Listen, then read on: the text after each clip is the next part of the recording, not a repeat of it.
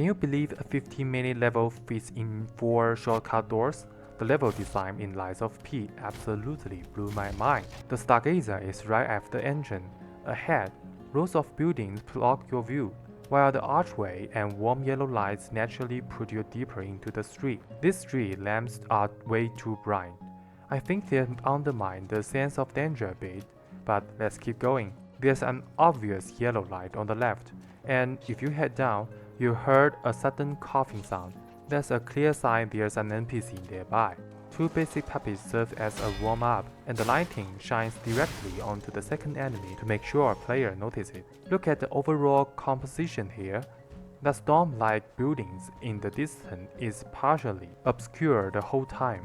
Most players probably won't consciously notice it, but it works as subtle visual foreshadowing. The yellow light on the left, combined with an enemy, guides player toward a side path. Coming up the stairs, you get drawn upward by another enemy encounter. I honestly don't know what this platform is for. There's just one enemy, a pile of body parts, and some singing in the background. I thought there had to be an NPC side quest here, but after looking around, there was nothing. My guess is that something was cut during development. Backtracking to the other branch, there's only a small item pickup tucked under the stairs. Guided by the yellow light, you meet the first NPC and get your first side quest clue. This loop reconnects without forcing you to retrace your steps. Nice touch. But honestly, this branch is so short that a simple death end would work just as well. Back on the main path is more basic enemy to teach the mechanics, flesh out the environment, and hint at the critical route.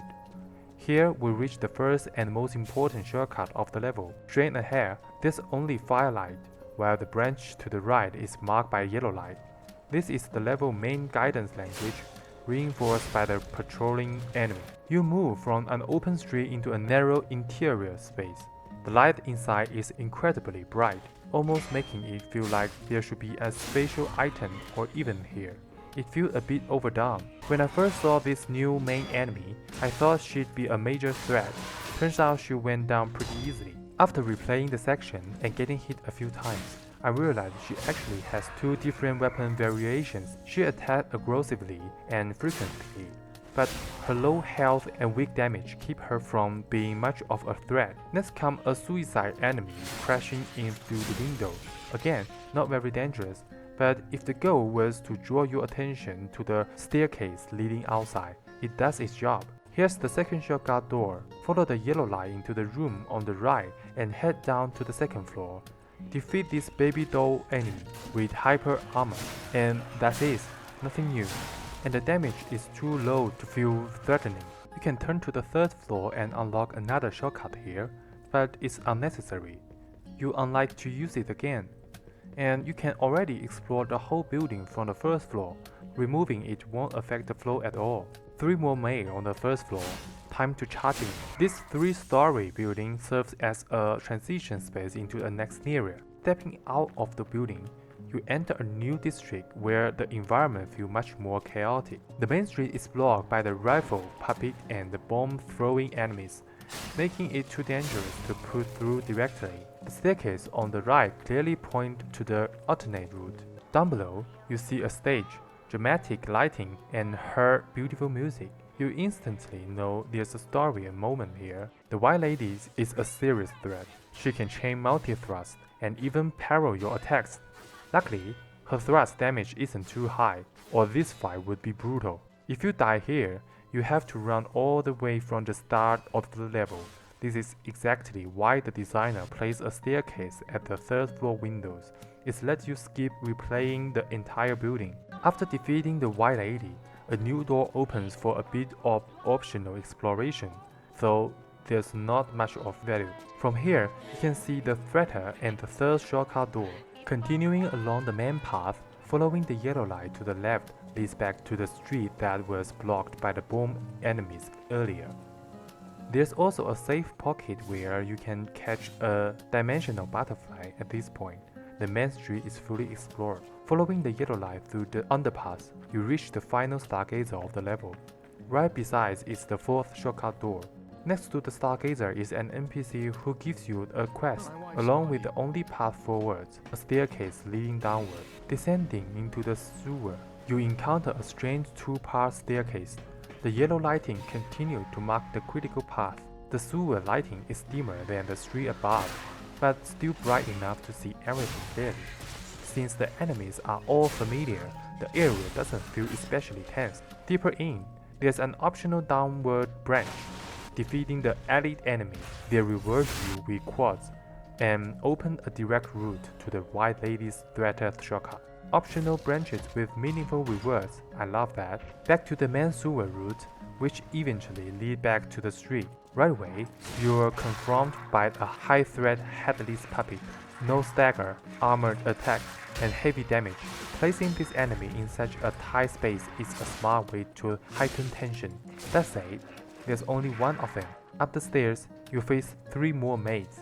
Just like before, they're not much of a threat. This opens the 4th shortcut door, connecting directly back to the second Stargazer. That means you never have to go through the sewer again. From here on, yellow lighting on staircase continue to guide the player forward. Reaching the high bridge, you can finally see the memorable wall of fire from the beginning. Beyond lies a frame-covered boulevard leading straight to the Grand Exhibition Theater.